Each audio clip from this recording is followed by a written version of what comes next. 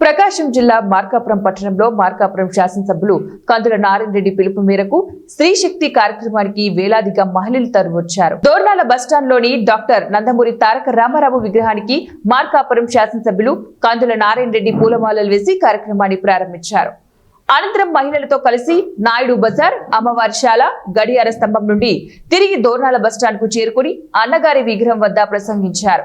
ఈ సందర్భంగా మాట్లాడుతూ వైసీపీ నాయకులు మోసం గ్యారంటీ అంటూ ప్రజల దగ్గరికి వస్తున్నారని అన్నారు. ఒక్కొక్కటిగా నెరవేర్చుకుంటూ వస్తున్న మాట వాస్తవం. ఆ విషయం మీరు కూడా గమనించారు. 3000 పెన్షన్ 4000 చేశాం.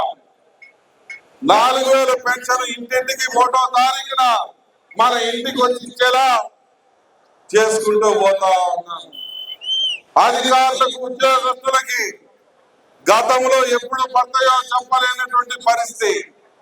అటువంటిది ఈ రోజు 1వ తారీఖు నాడున పెన్షన్లతో సమానంగా ఉద్యోగుల జీతాలు కూడా వారి అకౌంట్ లో పడేలా చేస్తా ఉంది ప్రభుత్వం. 3 గ్యాస్ సిలిండర్లు ఇస్తామన్నాం.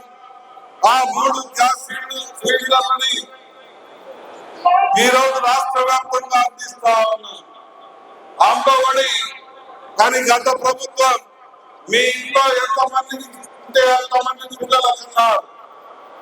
తీరా అధికారంలోకి వచ్చిన తర్వాత ఆ యొక్క పథకాన్ని ముందులో దొరికి